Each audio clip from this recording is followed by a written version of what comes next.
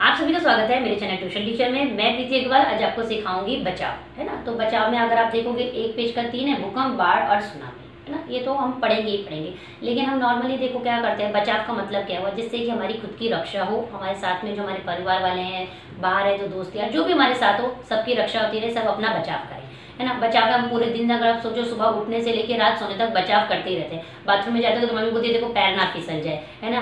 और आप switch light on off करते हैं तो भी होता है भाई गीले हाथों से मत करो, कहीं शॉक ना लग जाए। रोड क्रॉस करते हो कहीं गाड़ी ना लग जाए। सीढ़ी से उतरते हो कि देखो भाई पैर ना फिसल जाए, है ना। ऐसे दिन में बोलते ना बहुत सारी चीजें चलती रहती है। ऐसा होता है जब कहीं सब तरफ सही रहता है तो ऐसा होता है कि देखो अनजान व्यक्ति से बात मत करो, वो भी एक बोलते हैं ना बचाव ही है। ये सब चीजें हम बोलते हैं ना रोज सुनते रहते हैं तो कहीं ना कहीं आदी भी हो जाते हैं और बोलते हैं ना कि हमको एक आइडिया भी आ जाता है कि हाँ अभी हमें क्या करना है क्या नहीं करना है, ठीक है। अब इस लेसन में बचाव में जो बताया भूकंप, बाढ़ और सुनामी के बारे में, ये आपने बोलते ना टीवी पे कितनी न्यूज आती है तो सुनी भी होंगी, और मेरे को नहीं लगता भगवान की तरफ से आप लोगों ने कभी इसका सामना भी किया होगा। अगर किया होगा तो बहुत कम लोग होंगे। और अभी आगे मैं मेरी तरफ से तो ऐसा है कि भगवान ऐसे किसी को भी इस चीज का सामना नहीं करना चाहिए, लेकिन बोलते हैं ना लाइफ है, लाइफ में कभी कुछ भी हो सकता है। इसलिए आप लोगों को ये लेसन दिया गया है कि अगर आपको भगवान न करे चीजों का सामना करना पड़े तो आपके पास इन चीज की भी बेसिक नॉलेज होनी चाहिए, क्योंकि घर में ये बात रोज रोज नहीं बोली जाती कि बेटा भूकंप आएगा तो ऐसा करना है, बाढ़ आएगी तो ऐसा करना है, सुनामी आएगी तो ऐसा करना है। बाकी जो मैंने आपको स्टार्टिंग में बताया वो तो मम्मी पापा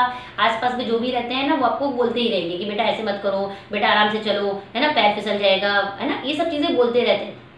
लेकिन इस चीज की ना नॉलेज रोज कोई नहीं बोलता। जब कुछ ऐसा हो जाता है ना तो दूसरे को देखा देखी आदमी अरे ऐसे बाहर निकल रहे हैं तो हम भी बाहर निकल जाते हैं, जो जैसा चल रहा था तब करते हैं। लेकिन कुछ चीजों की नॉलेज कैसी होती है वो बार बार नहीं मिलती है, एक बार मिलती है, उसको अच्छे से स्टोर करके रख लेना चाहिए, पता नहीं कब काम आ जाए, ठीक है।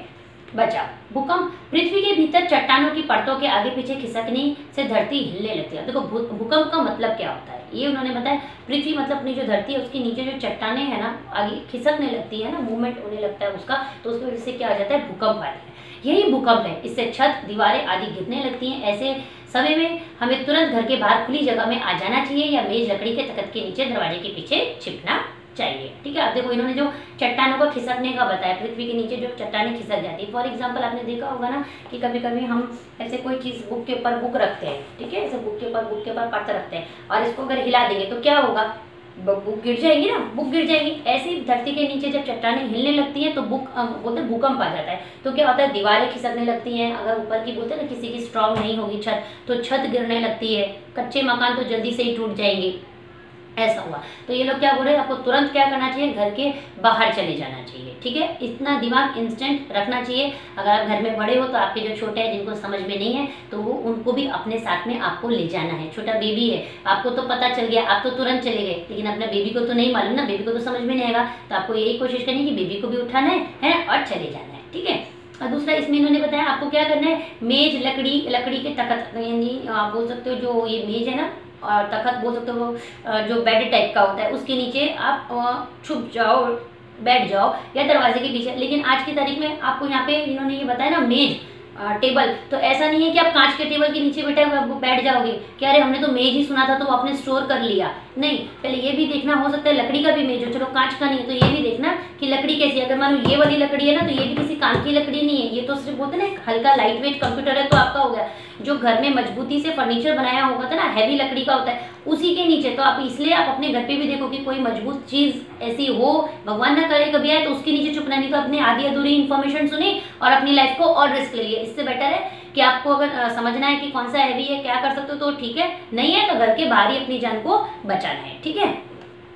बाढ़, लगातार अधिक बारिश होने पर नदी नाले पानी से भरकर बहने लगते हैं। नदी के आसपास के गांवों, बस्तियों, इमारतों आदि में पानी भरने लगते हैं, फसल नष्ट हो जाती है, यही बाढ़ है। अब देखो बाढ़ क्या है, यहाँ तो ये है कि देखो आज हम बोलते हैं ना ज्यादातर सिटीज में रहते हैं तो क्या होता है, सब तरफ बिल्डिंग है। आप यहाँ से बाहर निकलोगे तो मालूम पड़ेगा बाजू वाली बिल्डिंग ही आपके ऊपर आ गई। बहुत सारे लोगों के आर्गूमेंट रहते हैं, इसलिए बोल रहे हैं खुले मैदान में जाओ जहाँ आसपास बोलते हैं ना कि बिल्डिंग्स ना हो जिससे कि आपको प्रॉब्लम ना हो। एक तो ये आफत आ गई। दूसरा अब बाढ़, अब मान के चलो पानी है, पानी इतना भर जाता है तो उधर आप कहाँ जाओगे, है ना, उसमें तो चलने का कहीं खुला मैदान भी ढूंढना भारी, क्योंकि पानी तो हर तरफ आ जाता है। तो इसलिए वो बता रहे हैं गाँवों में, बस्तियों में, इमारतें, सब तरफ पानी भर जाता है तो फसल नष्ट हो जाती है। जो आपके क्रॉप्स आते हैं, जो खाना खाने का रहता है, ठीक है ना, वो सब क्रॉप्स क्या हो जाते हैं, खराब हो जाते हैं। यही बाढ़ है जिससे बोलते ना कि जिंदगी में बोलते ना भूकंप आ गया, बाढ़ आ गया, समझ के चलो हमारा तो सब खत्म हो गया। अगर अपने घर में किसी के घर में ज्यादा तकलीफ हो जाती है तो लोग ये बोलते ना भूकंप की तरह हमारी जिंदगी हुई, अचानक क्या हुआ पता नहीं चला, बाढ़ आई और सब बह गया, बोलते ना दुख आया और बोलते ना सबको ले डूबा, इस तरीके से बोलते रहते हैं। तो कारण ही ये होता है, जो एग्जाम्पल दिया जाता है कि ये चीजें है ना 4-4, 6-6 लाइन की, लेकिन बड़ी है ना, मतलब लाइफ के लिए वो लोगों के घर खराब कर देती है। पानी के बढ़ने की सूचना प्राप्त होती है, हमें सुरक्षित स्थान पर पहुंच जाना चाहिए। जैसे ही मालूम पड़ रहा है कि नहीं पानी अभी और आने वाला है, किसी किसी के यहाँ हो सकता है पानी जब तक ना भरा हो, लेकिन अगर आपको इन्फॉर्मेशन मिल जाती है, अगर आप कहीं ऐसी जगह रहते हैं तो ऐसा नहीं इंतजार करना, अरे नहीं लास्ट टाइम भी ऐसा हुआ था लेकिन कुछ हुआ नहीं, सेफ्टी बरत के रखो। एक बार बच गए तो बार बार बचोगे नहीं बचोगे ये कह नहीं सकते, लेकिन तो भी अपनी लाइफ की सेफ्टी हमेशा बरकरार रखनी चाहिए।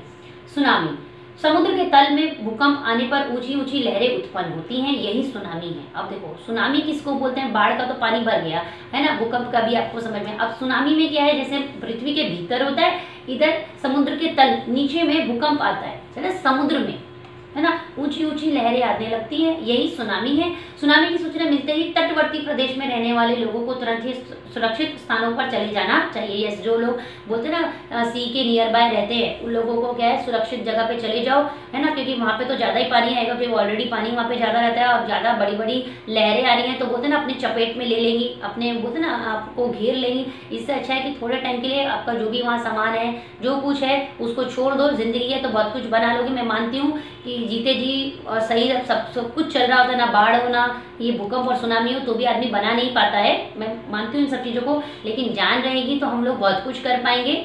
और ये लाइफ है तो कुछ ना कुछ तो चलता ही रहने वाला है।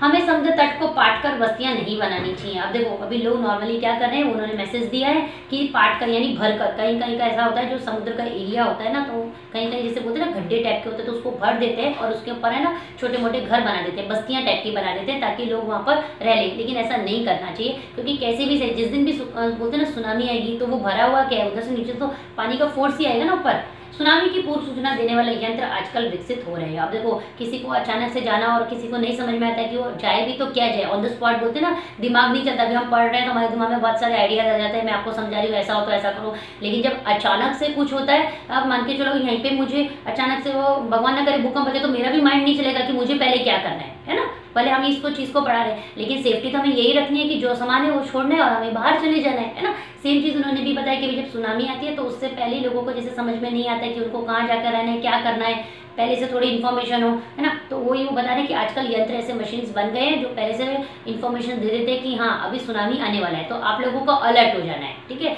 ये तो चीज़ हो गई, लेकिन जब आपको मैसेज मिल गया तो आपको अलर्ट भी होना है। ऐसा उसको लेट गो भी नहीं करना है, अरे जब होएगा तब देखेंगे, ऐसा नहीं है। इन्फॉर्मेशन आई है तो थोड़ा बोलते ना सेफ्टी बरकरार रखो, जो इंपॉर्टेंट सामान हो ले जाओ, अपनी लाइफ को बचाओ।